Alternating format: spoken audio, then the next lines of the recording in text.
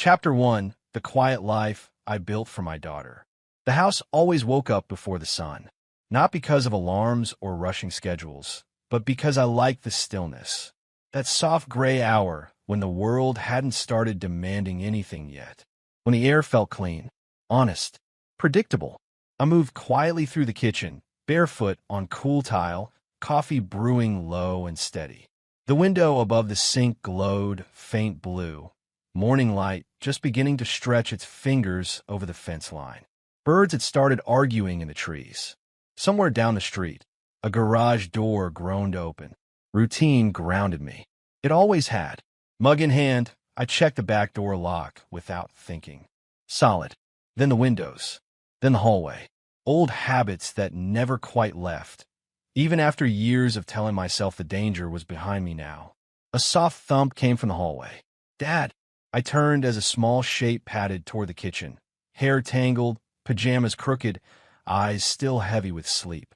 "Morning, Peanut," I said, kneeling slightly as she walked into my arms. She hugged me around the middle, cheek pressed in my shirt. "Warm, safe, real. You're up early again," she mumbled. "Could say the same about you." She pulled back and squinted up at me. "I smelled pancakes." I laughed. Well, my plan worked. Her face lit up instantly. "Blueberry. Extra." She cheered quietly like it was a secret victory and climbed on her chair at the table, swinging her legs. I slid a plate in front of her while flipping the last pancake on the skillet. The smell filled the kitchen, sweet, buttery, comforting. She watched every movement like it was a magic trick. "You always make them perfect," she said. "That's because you supervise," I replied. She grinned proudly. "I'm the quality control." I cut her pancakes into neat triangles while she drowned them in syrup with reckless enthusiasm. Sticky fingers. Syrup on her chin. Happiness in its purest form. I leaned against the counter, sipping my coffee, just watching her eat. Moments like this were the reason I built this life. Quiet mornings. No shouting. No fear. No chaos. Just us. "How's the science project coming along?" I asked. She groaned dramatically. "I still have to glue the volcano. And I don't like the glue. It gets on my hands."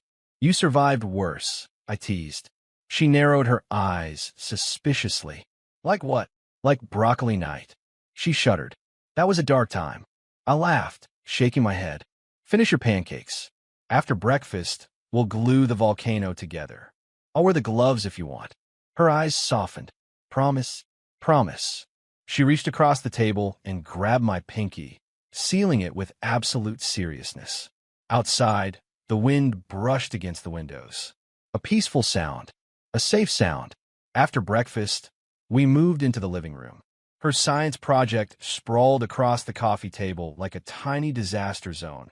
Construction paper, paint bottles, cardboard, glue sticks, scissors. She handed me the volcano carefully like it was fragile glass. "Okay," she said. "Don't break it." "No pressure," I replied. We worked slowly. She narrated every step like a director running a movie set. "Now the glue goes here." "No there. That's too much." "Okay, it's fine. It's artistic." I smiled, following her instructions exactly. Patience was a skill I had learned long ago, but this kind of patience was better. Softer. Gentler. Her tongue stuck out slightly as she concentrated, brow furrowed. "Why do you always stay so calm?" she asked suddenly. I paused. "What do you mean?" "When things go wrong. Like when I spilled paint on the carpet last week. Mom got mad, but you didn't." I thought for a moment. "Because getting angry doesn't fix anything. It just makes people scared. And I don't want you scared in your own home." She considered that quietly, then nodded. "I like our house." "So do I." A crack in the cardboard caught her attention.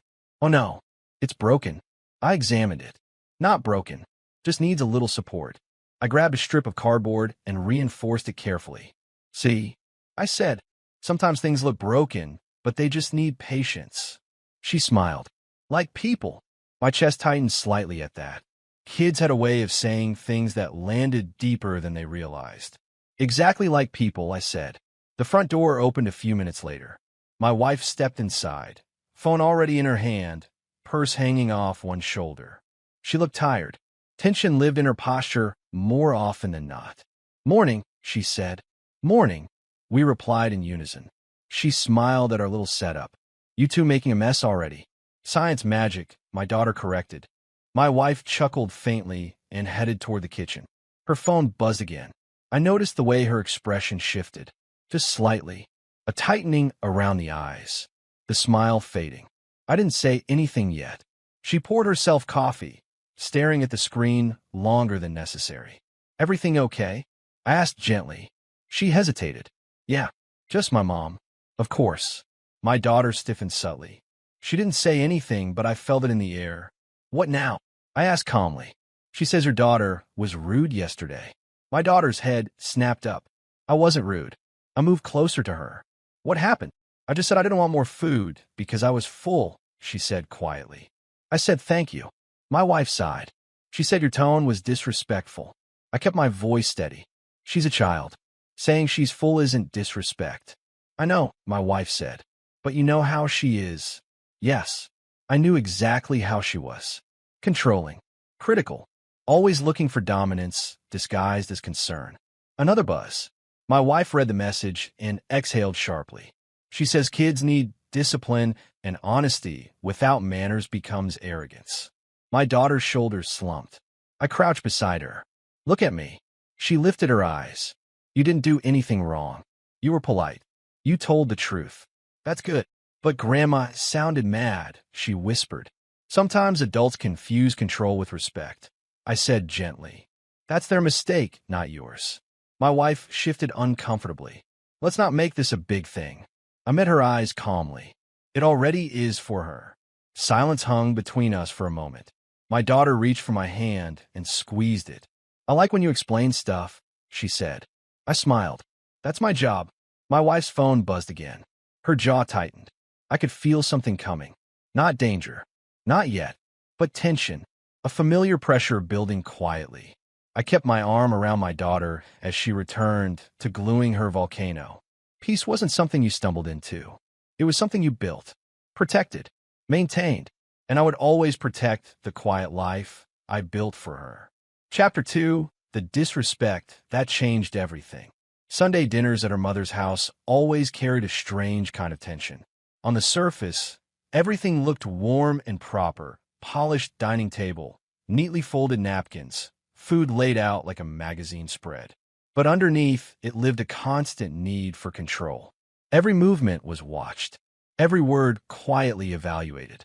My daughter sat beside me at the table, legs swinging slightly beneath the chair, eyes scanning the plates with cautious curiosity. Do you want more rice? Her grandmother asked, already scooping another portion before waiting for an answer. My daughter glanced at her plate, then at me. I'm full, Grandma. Thank you. The words were polite, gentle, exactly how a child should speak. Her grandmother froze mid-motion. The spoon hovered in the air like it had hit an invisible wall. You're full, she repeated slowly. Yes, ma'am, my daughter said. It was very yummy. Silence crept across the table. My wife shifted slightly in her seat, sensing the temperature drop before anyone said a word. Her mother placed the spoon down with a deliberate clink. When an elder offers food, you don't refuse, she said sharply. That's disrespectful. My daughter blinked. I said thank you. Her grandmother's lips tightened. Children today have no manners. I felt my jaw tighten, but I stayed quiet. This wasn't the place to escalate, not yet. My daughter's shoulders drooped. She pushed her plate slightly forward like she'd done something wrong, even though she hadn't. My wife tried to soften the moment. Mom, she's just full. She ate a lot. Her mother waved her hand dismissively. You always make excuses. That's why kids grow up entitled. The rest of dinner passed in stiff politeness. My daughter barely spoke after that. She poked at her food quietly, eyes lowered. When we left later that evening, she climbed into the back seat without her usual chatter. I glanced at her through the mirror. You okay back there? She hesitated. Did I do something bad? No, I said immediately. You were polite and honest. That's exactly what you're supposed to be. But Grandma looked mad. Sometimes grown-ups get mad about the wrong things, I said gently. She nodded slowly, but I could tell it lingered in her mind. I thought that would be the end of it. I was wrong. The next morning, my wife's phone started buzzing while she was brushing her teeth. Buzz. Buzz, Buzz. She walked into the kitchen scrolling, her face tightening with each swipe. What's going on? I asked. She exhaled slowly. Family group chat. That alone told me everything. She sat down and turned the screen toward me reluctantly. Mom, your daughter was extremely rude last night. Refusing food like that was unacceptable. Brother 1. Kids these days don't respect elders anymore. Brother 2. That kind of attitude comes from weak parenting. Mom. She looked me in the eye and said, no, like she was an adult challenging me. I felt a familiar heat rise in my chest. Not anger yet, but something protective and steady. She said, thank you. I said, that's not disrespect. Another message popped up. Brother 3. If that was my kid, I'd straighten that behavior real fast. My wife swallowed. They're exaggerating. Of course they are. The messages kept coming. Mom, children must learn obedience early. Otherwise, they grow up selfish and arrogant. Brother 4. Someone needs to teach her manners before it gets worse. I watched my wife's face carefully. She wasn't angry. She was conflicted, pulled between the family she grew up appeasing and the family she had built with us. She's just a child, my wife said quietly, more to herself than to me. Exactly, I replied, and she did nothing wrong. From the hallway, a small voice floated in. Mom, our daughter stood there clutching her stuffed rabbit, eyes wide. Are you mad at me? My wife's face softened instantly. No, sweetheart, of course not. But Grandma said I was rude, she whispered. I knelt in front of her. Come here. She stepped into my arms without hesitation. You didn't disrespect anyone, I said calmly. You were honest and polite. Being honest about your body is important. But they're mad. Being mad doesn't mean they're right. She pressed her face into my shoulder. I could feel her breathing slow. Behind us, my wife stared at the phone again. Another buzz. Her shoulders sagged. They're saying we're raising her wrong, she said quietly. I stood slowly, keeping one arm around my daughter. We're raising her to be respectful and confident. That's not wrong. My wife bit her lip. I just don't want this to become a whole thing. I looked at her carefully. It already is. My daughter pulled back slightly and looked up at me. Am I in trouble? I smiled softly. Not even a little bit. She nodded, reassured, and padded back toward her room. My wife sighed heavily and sank into a chair. You don't understand how my family is. They don't let things go. I understand exactly how they are, I said calmly. That's why boundaries matter. She hesitated. I don't want to fight them. I'm not trying to fight them, I replied. I'm protecting our daughter. Silence stretched between us. Her phone vibrated again. She read it and closed her eyes briefly. What now? I asked. They want an apology. From her. My jaw tightened. No, I said firmly. She's just a kid, my wife whispered. Exactly. And she won't be taught that honesty deserves punishment. My wife rubbed her temples. You're making this bigger. No, I said quietly. They are. A few minutes later, my daughter returned, holding her volcano project carefully. Dad, can we finish this? Of course, I said immediately. She sat at the table and started arranging her pieces. After a moment, she said softly, I didn't mean to hurt Grandma's feelings. I crouched beside her. It's kind of you care. But you're allowed to say when you're full. Your body belongs to you. She thought about that. Okay. My wife watched us from the kitchen doorway. Conflict written all over her face. The messages kept coming. And with every buzz of that phone, I could feel something shifting, not in the house, but in the air around us. A small misunderstanding was turning into something much bigger. And deep down, I knew this wasn't going to end with words. Chapter 3, 5 Brothers, One Bad Idea. The group chat exploded like a match dropped into gasoline. It started with a single message from their mother, sharp and indignant, sent just after sunrise. Mom, that child embarrassed me in my own home. Looked me in the eye and refused my food like she was challenging me. Her father allows this behavior. Within seconds, the typing bubbles appeared. 5 brothers. 5 egos. One shared sense of entitlement. Victor, what do you mean refused you? That's straight disrespect. Victor was the oldest, self-appointed leader, the one who always spoke like a general issuing commands, even though his authority existed only in his own head. Marcus, Kids these days have no discipline because parents are soft. Marcus loved the sound of his own toughness. Gym selfies. Loud opinions. Zero patience. Eli, if that was my daughter, she wouldn't dare speak like that. Eli was quieter but colder. The type who enjoyed control more than noise. Ray. Sounds like the husband's been filling her head with nonsense.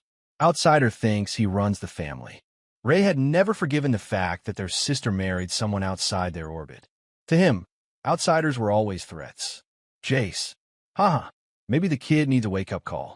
Jace, the youngest, reckless and impulsive. Always chasing drama for entertainment. Their mother responded immediately. Mom, I raised you boys with respect. Now, look how children talk to elders. It's humiliating. Victor's fingers flew. Victor, don't worry, Mom. We'll handle it.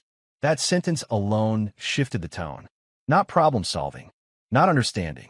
Handling. Marcus sent a voice message instead of typing, his voice thick with bravado. Honestly, this is what happens when men forget how to lead a household. Letting a little girl run her mouth like that? Somebody needs to remind them how respect works. Eli added calmly. Eli, if we don't step in now, it gets worse later. Ray chimed in. Ray, that husband always thought he was better than us anyway. Quiet types, always hiding something. Jace dropped a laughing emoji. Jace, let's scare him a little. But he folds fast. The conversation fed on itself, each message reinforcing the last. No one questioned whether the child had actually done anything wrong. No one considered that politeness and honesty might coexist. Their mother sent another message. Mom, he didn't even correct her. Just sat there like she was right. That was all the fuel they needed. Victor typed. Victor, unacceptable. If he won't teach respect, we will. Marcus added. Marcus, yeah, family honor matters. Family honor. A phrase they used whenever they wanted to justify control. Jace posted. Jace, when are we going? Victor didn't hesitate. Victor, today. We go together. Together. Strength in numbers. Intimidation by volume. The idea excited them instantly. Marcus sent another voice message. 5 of us show up. He'll understand real quick. No need to get physical if he's smart. Ray smirked through text. Ray, and if he's not? A pause. Then Victor replied. Victor, then he learns. They weren't planning a conversation. They were planning dominance. Across town, Marcus was already throwing on his boots, flexing in the mirror like he was heading into a cage match instead of someone's home. Finally, he muttered to himself, something worth the adrenaline. Eli locked up his shop early, expression calm and unreadable. Control was his favorite currency. Ray canceled lunch plans with smirk. Family business, he told his friend vaguely. Jace practically bounced as he grabbed his keys. This'll be fun, he laughed. Victor stood in his garage, staring at his truck, jaw tight with self-importance. In his mind, he was the protector of tradition, the enforcer of respect, the alpha restoring order. None of them considered consequences. None of them imagined resistance. Because in their world, intimidation always worked. Back in the group chat, the bravado continued. Marcus, bet the kid cries the moment we knock. Jace, good. Maybe she'll learn manners. Eli, keep it clean. No unnecessary drama. Ray added. Ray, I just want to see that husband's face when 5 of us show up. Victor sent the final message. Victor, we're doing this for Mom. Don't hold back. They saw themselves as righteous. They saw themselves as strong. They didn't see the quiet man on the other side of this story, the one who didn't need loud words to carry weight, the one who didn't broadcast confidence because he lived inside it. They mistook silence for weakness, calm for submission, peace for vulnerability. The irony would have been funny if it wasn't about to become painful. As engines started across different parts of the city, each brother carried the same expectation. Easy dominance, quick submission, a lesson delivered and ego satisfied. In Victor's mind, he rehearsed the speech he'd give at the door. Firm, authoritative, condescending. Marcus imagined standing chest to chest with the husband, towering, winning by sheer presence. Eli planned the psychological angle, how to corner, pressure, control the conversation. Ray fantasized about watching the outsider squirm. Jace just wanted chaos. 5 different motivations, one shared mistake. They believed strength came from numbers. They believed respect could be forced. They believed fear equaled power. And none of them had any idea how wrong they were. Because sometimes the quietest house on the block holds the strongest storm. And sometimes 5 confident men walk straight into the worst decision of their lives without realizing they've already lost. Chapter 4, A House Divided Before the Storm. The house didn't feel quiet anymore.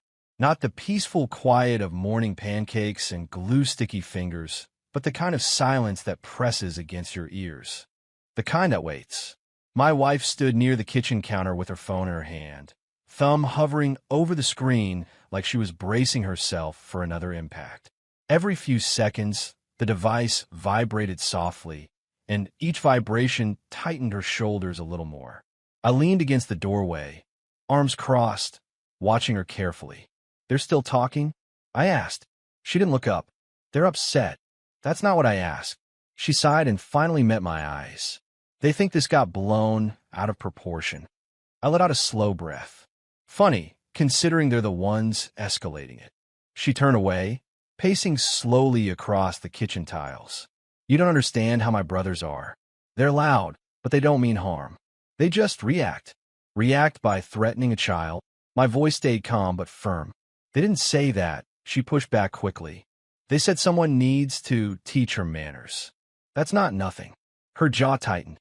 "They're family." "So is she," I replied quietly. The words landed heavier than I intended. My wife stopped pacing and stared at the floor. "I just don't want this to turn into a war," she said softly. "I'm not interested in war," I said. "I'm interested in safety." She rubbed her arms like she was cold. "They want to come over and talk it out." 5 of them, I corrected. She hesitated. "They won't do anything. They just want an apology and to clear the air." "From a child who said thank you?" I shook my head. "That's not clearing the air. That's teaching fear." Her voice sharpened slightly. "You're assuming the worst. I'm reading the pattern." She turned toward me, frustration finally surfacing. "You always think something bad is going to happen." "No," I said evenly. "I notice when it might." Silence stretched between us. Not angry silence, wounded silence. From the hallway, a faint creak of floorboards betrayed small footsteps. Our daughter lingered just outside the doorway, pretending to examine the bookshelf, but clearly listening. My wife noticed too late. "They're coming later today," she said, softer now. "Just to talk." My daughter's head lifted. "Who's coming?" she asked cautiously. My wife forced a smile. "Uncles. They just want to visit." My daughter's eyes flicked toward me. I could see the uncertainty forming that instinct children have when adults are hiding something. "Did I do something bad?" she asked quietly. I crouched down to her level immediately. "No, you didn't." She twisted the sleeve of her shirt nervously. "Grandma was mad." "I know," I said gently. "But you were polite and honest. That matters." She bit her lip. "Are they mad at me?" My wife stepped forward. "No, sweetheart. They're just dramatic." My daughter didn't look convinced. I placed my hand on her shoulder. "Why don't you go finish your drawing in your room for a bit?" She hesitated, clearly wanting to stay, but nodded. "Okay." As soon as she disappeared down the hallway, I straightened. "She's already anxious," I said quietly. My wife's eyes filled with guilt. I didn't mean for her to hear. "I know, but this is exactly why I don't want them coming here." She exhaled sharply. "You're acting like they're dangerous." "I'm acting like they're unpredictable. They're my brothers. And she's my daughter." The room felt tighter, smaller. My wife leaned against the counter. "I grew up with them yelling, arguing, showing up unannounced. It's normal to me." "That doesn't make it healthy," I replied. She crossed her arms defensively. "You don't understand how hard it is to stand up to your family." "I understand how hard it is to protect what matters," I said quietly. She stared at me for a long moment. "You think I don't care about her?" "I think you're torn," I said honestly. "And I think that's dangerous when kids are involved." Her eyes glistened slightly. "They raised me, and now you're raising her." Another vibration interrupted us. She looked down at her phone. Her face changed. "They're already on the road." Something cold settled in my chest, not fear, but readiness. "They didn't ask," I said.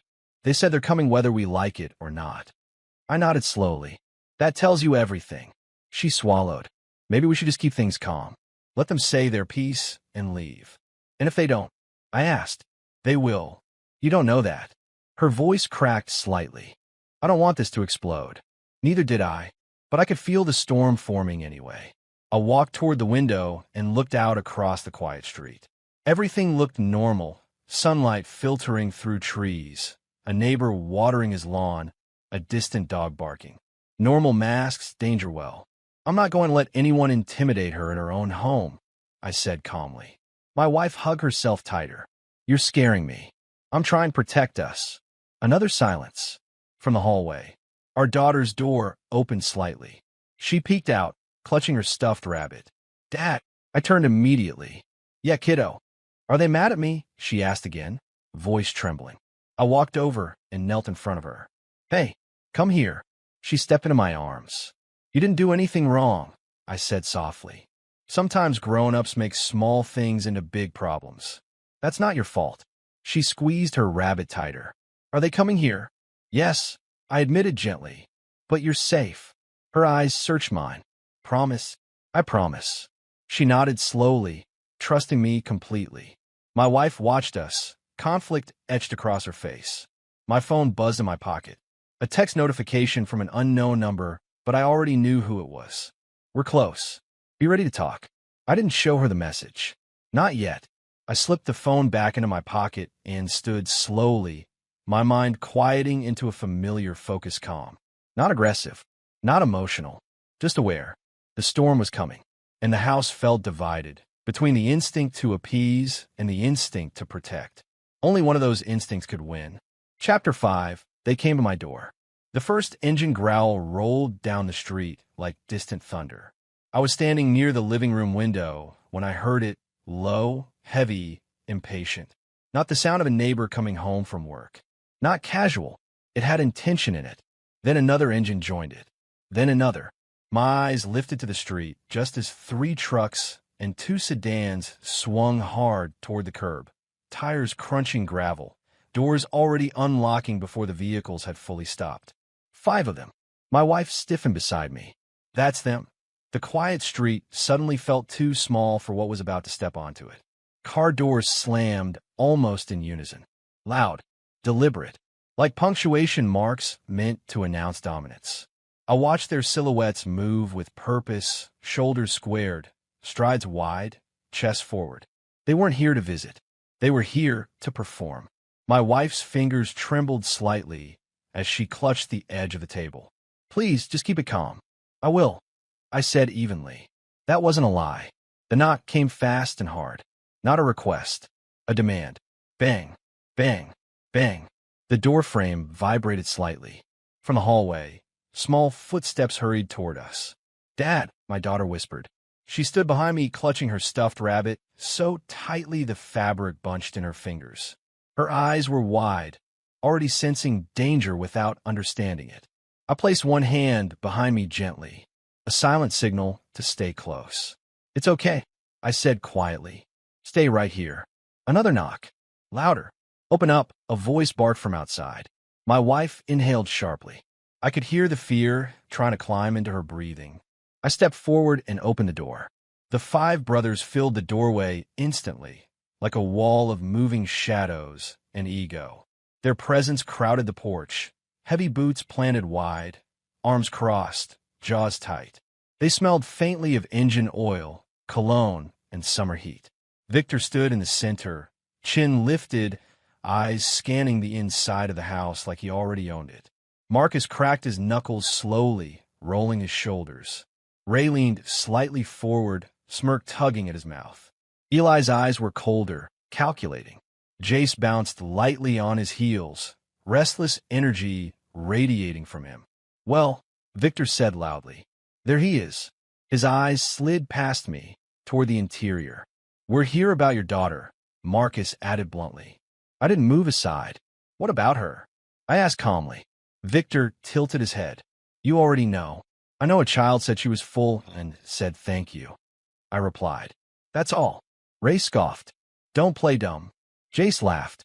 You letting a kid talk back to our mother like that? That's wild. She didn't talk back, I said evenly. Victor's jaw tightened.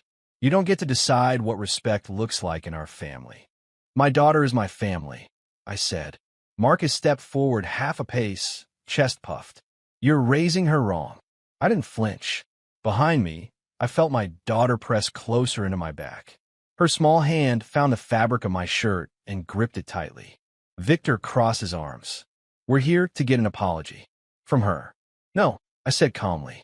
A flicker of surprise crossed their faces. They weren't used to being told no. Ray's smirk faded.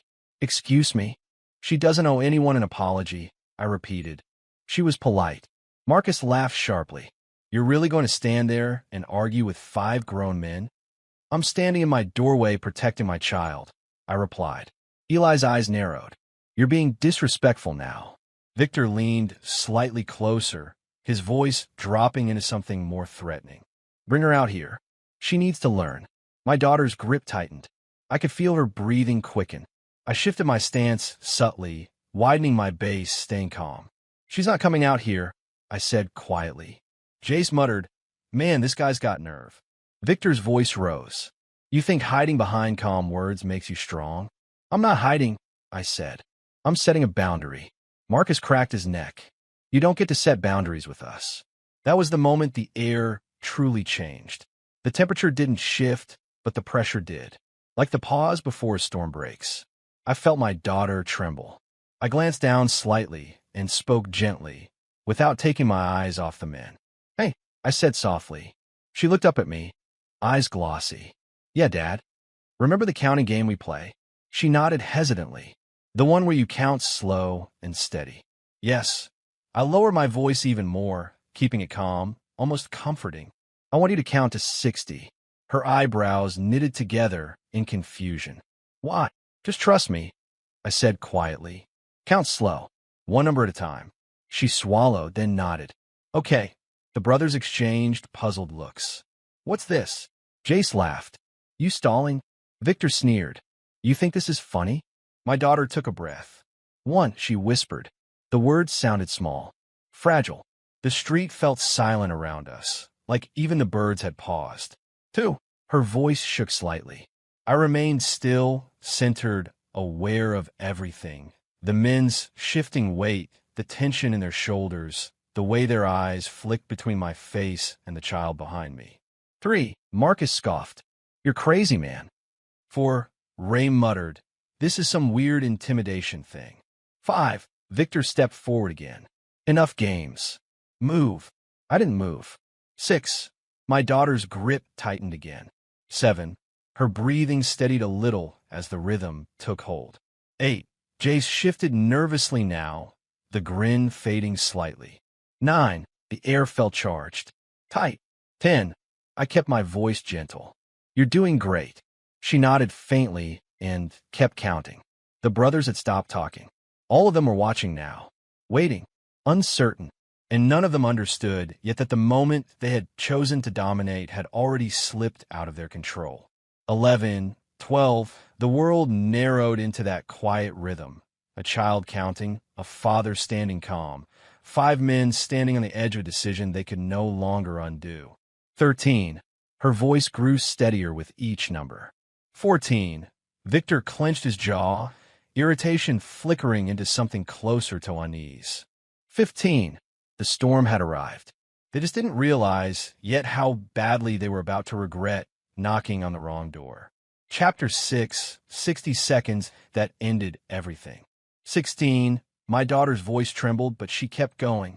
The world felt strangely narrow in that moment, like everything had compressed into the sound of her counting and the 5 men standing a few feet in front of us, heavy with impatience and ego.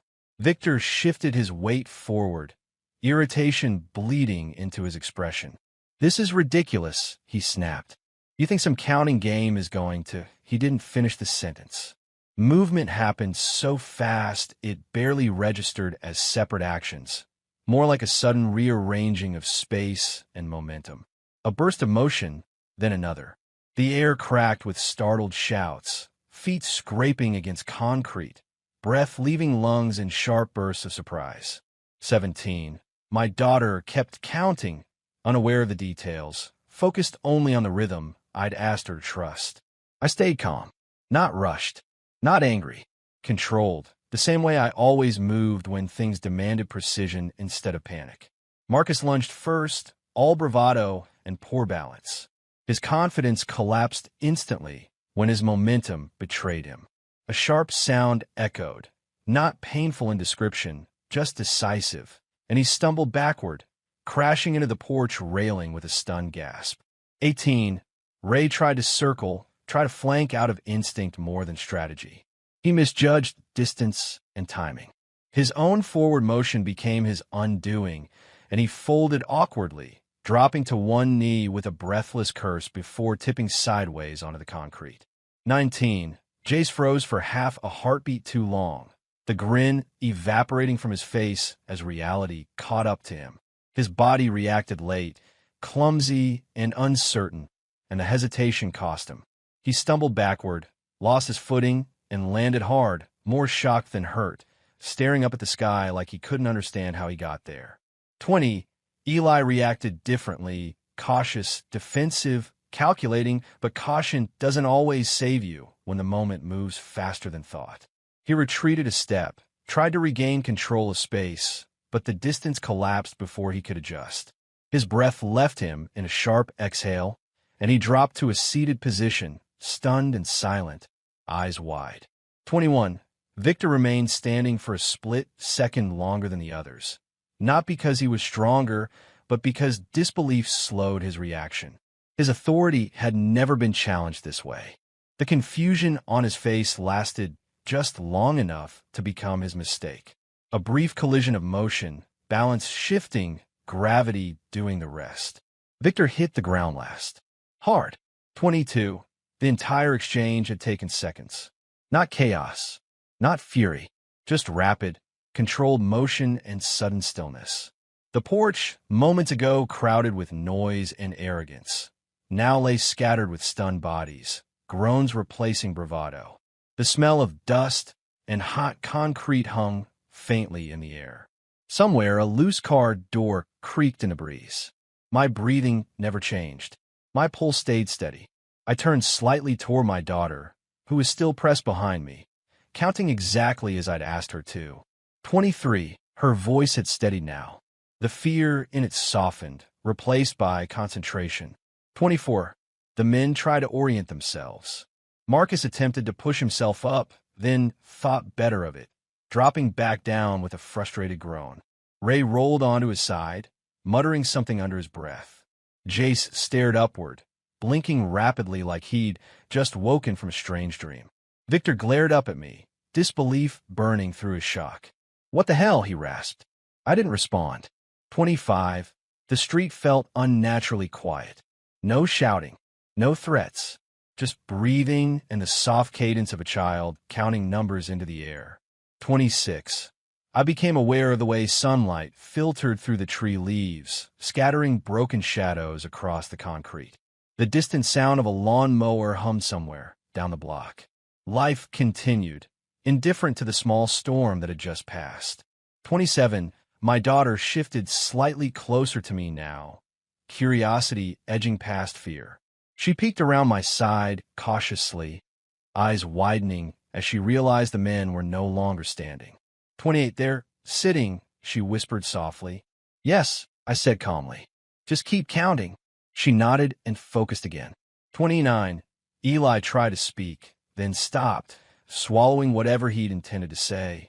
The reality of the situation was settling in, not pain, not humiliation yet, but confusion. The collapse of expectations. 30. Halfway. The moment stretched longer now because nothing else was happening. No threats, no movement forward, no escalation, only stillness. 31. Victor clenched his jaw and shifted slightly, testing his balance. The confidence that had driven him to the door had drained away, replaced by a sharp, quiet awareness that something had gone very wrong. 32. My daughter's shoulders relaxed just a little more. 33. Her counting grew smoother, almost soothing, like a lullaby built from numbers. 34. Marcus let out a low groan of frustration, more ego bruised than body. Man, what just happened? No one answered him. 35. Jace finally sat up slowly, wincing more from surprise than anything else. His eyes darted between his brothers, then back to me, uncertainty replacing recklessness. 36. Ray stared at the ground, jaw clenched, avoiding eye contact altogether. 37. The power in the moment wasn't loud. It wasn't dramatic. It was quiet, unavoidable. 38. My daughter took a deeper breath now, her voice steady and confident. 39. I felt her small hand loosen its death grip on my shirt. 40. The word landed like a milestone. 41. Victor exhaled slowly, the fight draining out of him with each passing second. 42. The silence pressed heavier than shouting ever could. 43. My daughter leaned slightly against my side now, no longer hiding. 44. Her curiosity replaced fear completely. 45. She peeked again, eyes wide. Dad, they're not yelling anymore. No, I said softly. You're safe. She nodded and continued. 46, 47, 48. The numbers drifted into the still air like soft bells. 49, 50. Her voice lifted slightly with pride at reaching the round number. 51, 52, 53. Victor finally looked away, shame flickering beneath his frustration. 54, 55. The moment stretched toward its quiet conclusion. 56, 57, 58. My daughter smiled faintly now, calm fully restored. 59. She took one last breath. 60. Silence settled fully. No movement. No threats. No voices raised. 5 men lay scattered across the porch and driveway, stunned into stillness. I knelt beside my daughter and met her eyes. You did great, I said gently. Her lips curved into a small, proud smile. Then she pointed toward one of the men, Victor, still lying nearest the doorway, staring up with hollow disbelief. That one, she said quietly. He scared me the most. I followed her gaze calmly and nodded. Chapter 7, The Garage Conversation. Victor didn't resist when I took his arm, not because he suddenly trusted me, but because the fight had drained out of him completely. His body moved stiffly, pride bruised, eyes darting between his brothers still scattered across the driveway and the open mouth of my garage. The afternoon light spilled across the concrete floor inside, illuminating shelves of tools, stacked boxes, and a quiet order that reflected the way I lived. Clean, controlled, intentional. I guided him inside and closed the door behind us. The sound wasn't loud, just final. The garage felt different from a porch. The outside chaos couldn't reach us here. No audience, no bravado, no brothers to perform for. Just 2 men and the truth settling into the air between them. Victor leaned against a workbench instinctively, trying to reclaim some sense of authority. It didn't work.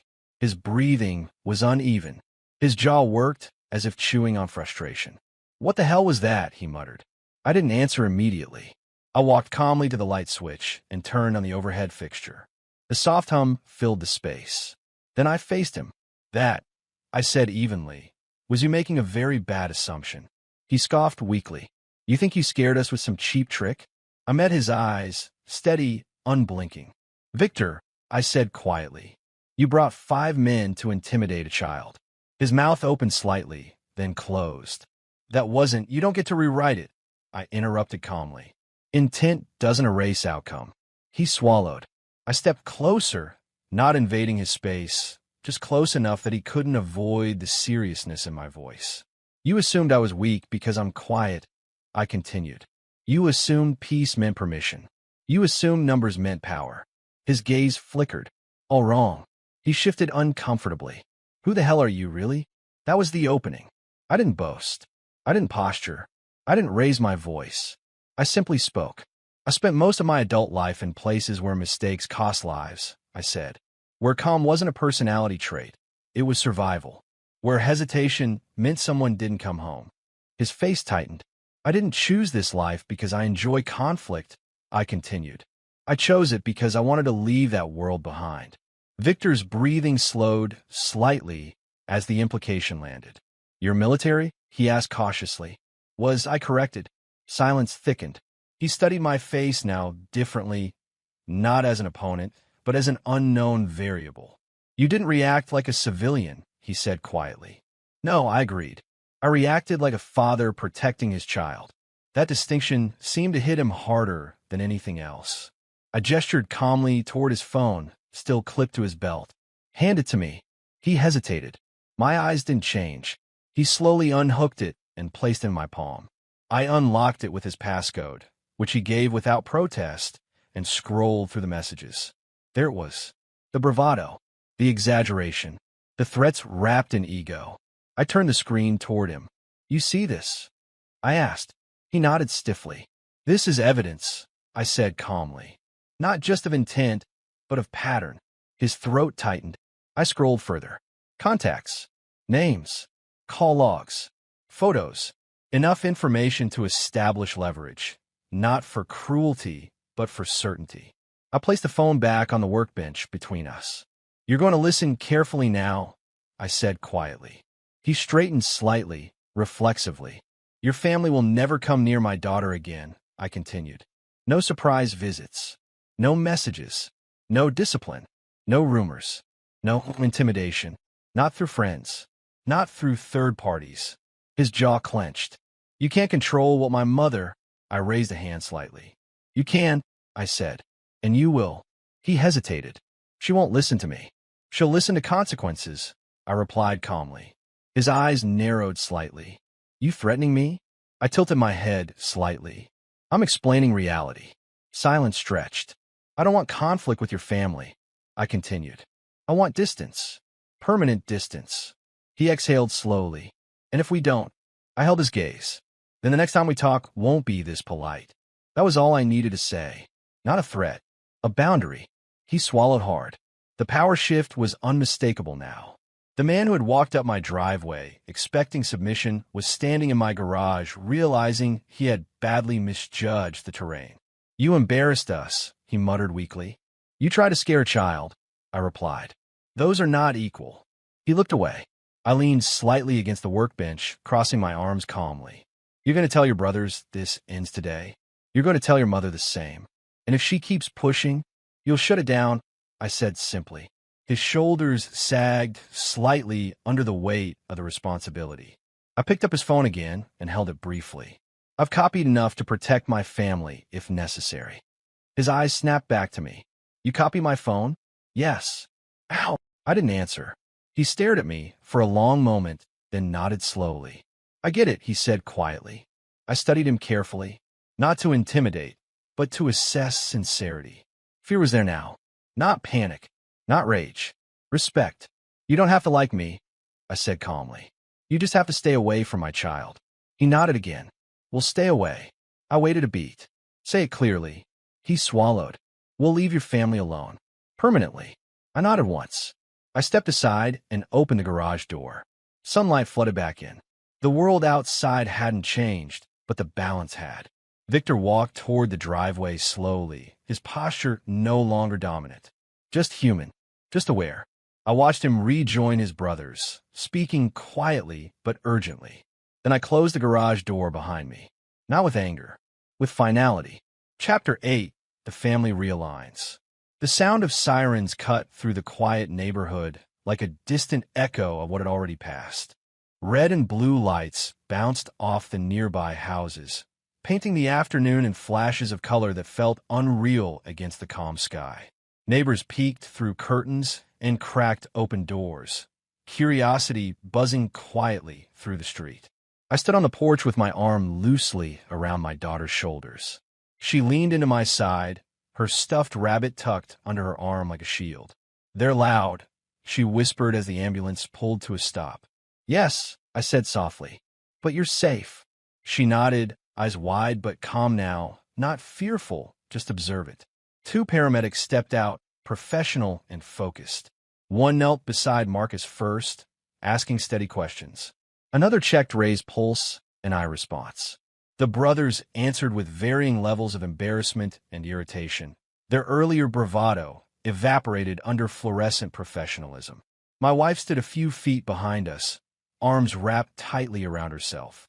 Her face was pale, Not from shock, but realization.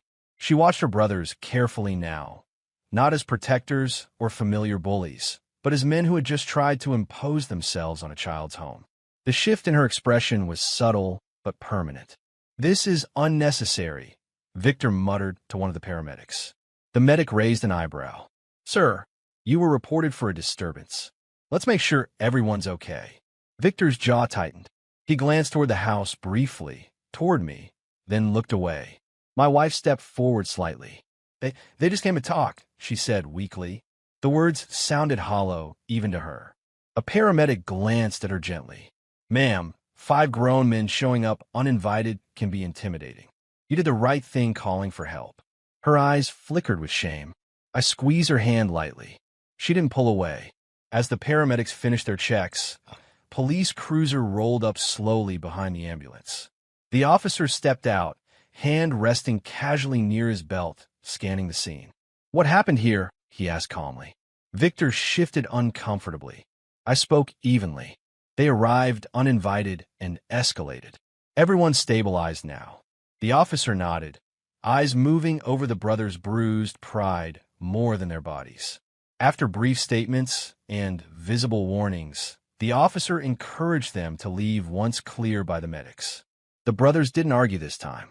They loaded themselves into their vehicles quietly, no swagger left in their movements. As the last truck pulled away, the street slowly returned to normal.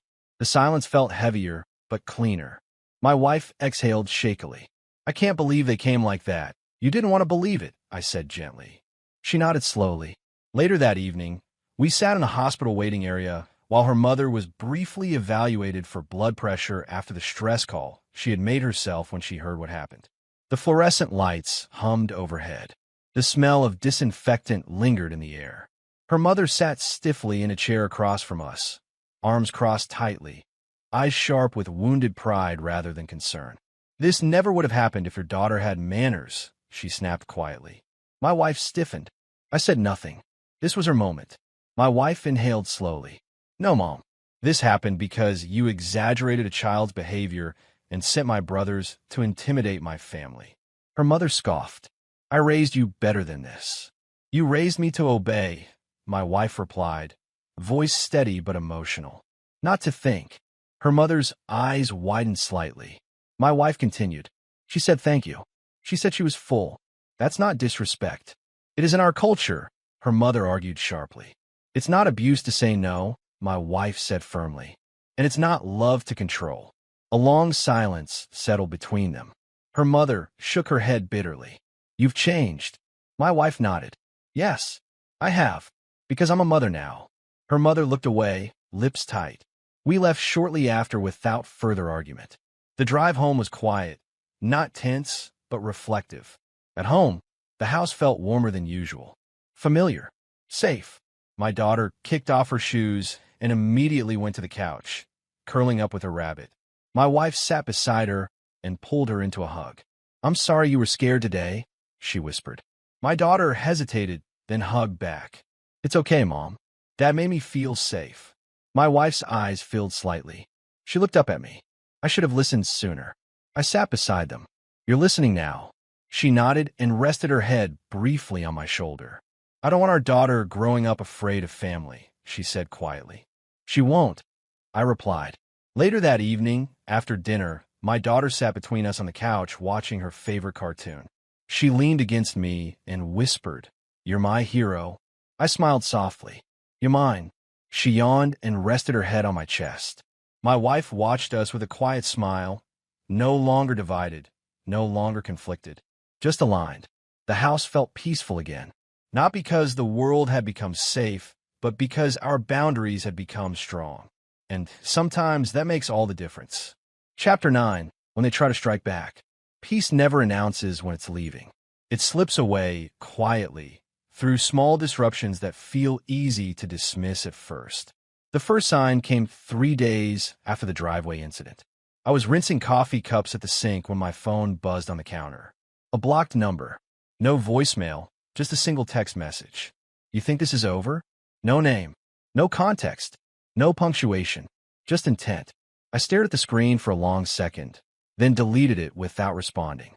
Fear feeds on attention. Silence starves it. Still, I logged the number.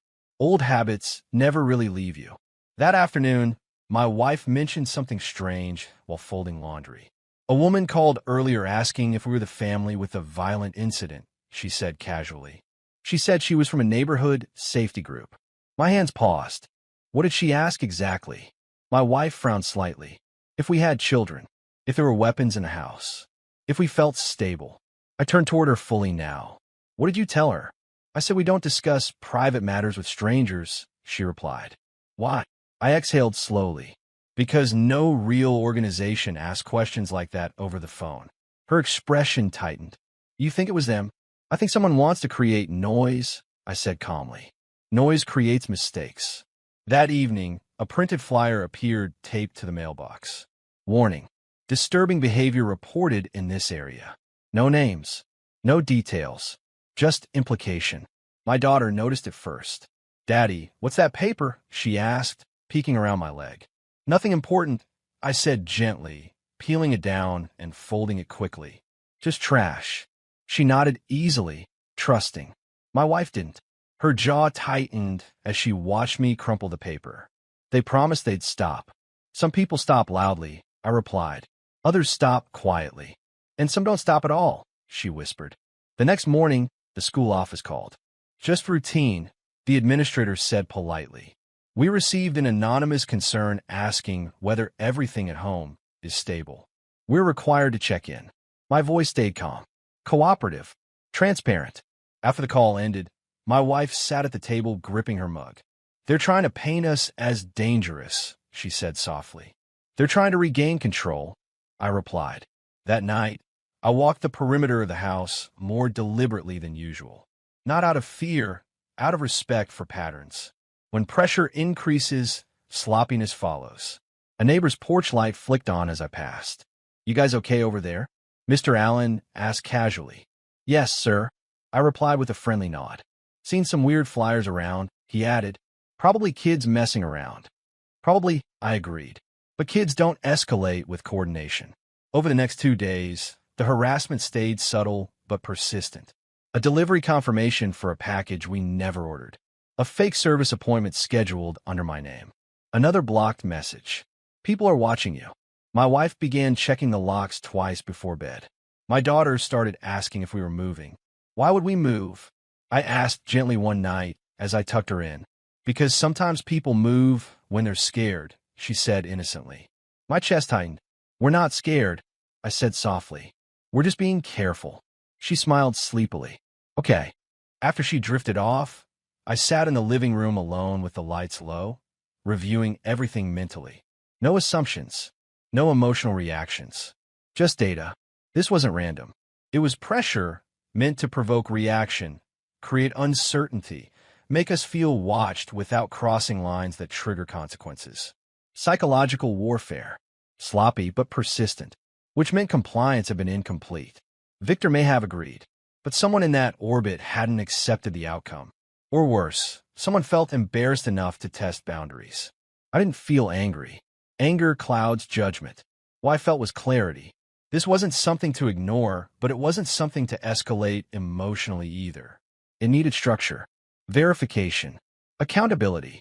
I stepped outside onto the back patio and pulled out an old phone I rarely used. The contact list was short. Most numbers had been deleted long ago. One remained. I stared at the name for a moment. Then press call. It rang twice. Didn't think I'd ever hear from you again. A familiar voice said calmly. Likewise, I replied. I wouldn't call unless it mattered. A pause. Talk to me. Someone's stirring pressure around my family, I said evenly. Anonymous harassment. Social interference. No direct threat yet. You think it's connected to your past? No, I said. Connected to a recent boundary issue. Another pause. Do you want eyes or validation? He asked. Both, I replied. Quietly. Understood, he said. Send me what you have. I'll look for patterns. Appreciated. And hey, he added, you okay? I'm calm, I said. That's how I know it matters. We disconnected. Inside, my wife watched me from the couch. Everything okay? She asked. Yes, I said, sitting beside her. Just tightening loose ends. She studied my face. "You're not worried?" "I'm aware." I corrected gently. She nodded slowly. "I trust you." That mattered more than anything. Later, as the house settled into sleep, I sat quietly near the window, listening to the soft rhythm of my daughter's breathing through the hallway. No fear, no panic, just readiness. Because peace isn't passive. It's maintained. And whoever thought they could pressure us back into submission was about to learn the same lesson Victor already had. Quiet doesn't mean weak. It means controlled. Chapter 10, Final Dominance and Peace. The morning light filtered softly through the blinds, yet the calm in the house was deceptive. Outside, the world looked normal. Kids walking to school, neighbors jogging along the sidewalks, the faint hum of traffic. Inside, though, I felt the quiet tension of preparation, the meticulous hum of strategy before the final move. I had spent the past week quietly gathering pieces of the puzzle. Every interaction, every message, every past misstep of the brothers had been logged, cataloged, and verified. It wasn't personal. It was necessary. For safety. For closure. My wife sat at the kitchen table, sipping her coffee slowly, watching me. She didn't ask questions. She had learned to trust my instincts. Our daughter drew quietly beside her, occasionally glancing up to smile. The house felt alive, but measured, like a storm contained in a jar. I picked up my phone and opened the secure channel I had set up, a digital dead man's switch website, a silent instrument of accountability. On one screen, anonymized files detailing financial discrepancies, minor criminal records, embarrassing public posts, and carefully documented behavioral patterns of each brother appeared. "They're sloppy," I said aloud, mostly to myself. "They never learned to hide what matters." My wife leaned forward, curiosity overcoming her restraint. "You really dug all that up?" I nodded without looking at her. "It's not digging. It's compiling what's already out there. Public mistakes, poor judgment, and a little patience on my part." Our daughter looked up at me with wide eyes. "Daddy, are they going to be in trouble?" I smiled faintly. "No, kiddo. They're going to learn to stay away." The first anonymous message went out mid-morning. It was brief, clear, and delivered directly to each brother's phone. "You have 24 hours. Comply fully or your past and present errors will be public. Family stays away. Confirm compliance." I watched them. Not the men themselves, but the network of consequences I had built. There was no threat of violence here, only leverage, logic, and certainty. Hours passed slowly. I continued routine tasks around the house, checking locks, teaching my daughter a simple new puzzle, helping my wife prepare lunch, but my mind ticked through every possible response. I imagined each brother reading the message, arguing with himself, weighing ego against consequence. By late afternoon, the first confirmations began trickling in. One by one, they texted back. "Agreed. Understood. Complying. We will stay away permanently." I didn't smile. Not yet. I simply logged each confirmation, checked the timestamp, and ensured there were no discrepancies. The final reply came from Victor. I had saved him for last. His delay had been expected. Ego always causes hesitation. "Agreed." I closed the phone and leaned back in the chair. The room felt heavier, charged with relief.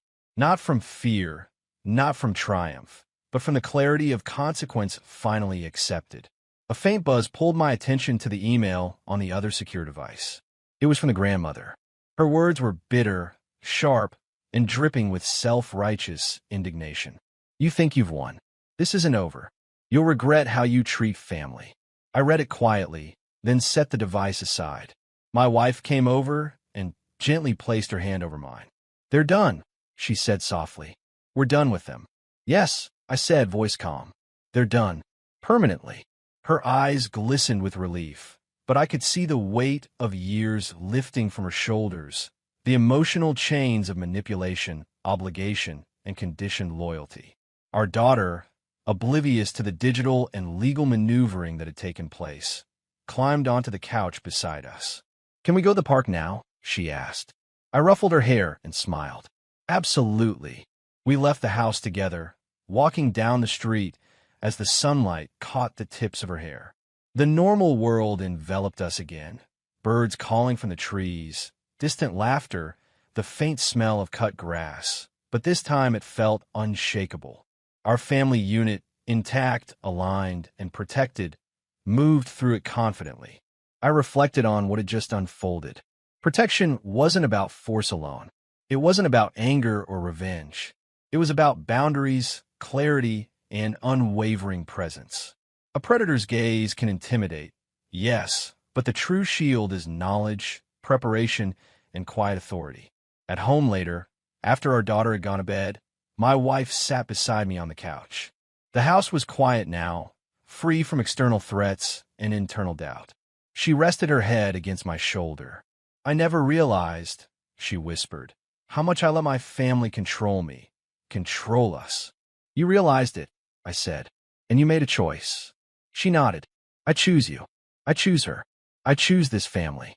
I wrapped my arm around her, feeling the steady warmth of trust and commitment. And I'll always protect that choice. The house stayed quiet for the first time in days. No tension, no threats, no looming shadows. Just the steady rhythm of life and the peace that comes when boundaries are enforced and respected. I looked out the window toward the street. The sunlight glinted on the pavement. Cars passed by, neighbors waved, kids ran by with bicycles. Normal life continued, unremarkable and beautiful. Yet beneath it all, there was a quiet power. Not one that needed recognition, not one that demanded applause, but the kind that doesn't announce itself until you no longer have to worry. I leaned back, letting the day settle in. My wife and daughter beside me, safe and calm. The storm had passed, and this time it wouldn't return. Because some things, once established, are permanent. Quiet strength, clear boundaries, unshakable protection. That's what peace feels like. And for the first time in weeks, I could exhale fully. The house was ours. Our family was ours. And nothing, no arrogance, no threats, no outside influence could take it away again.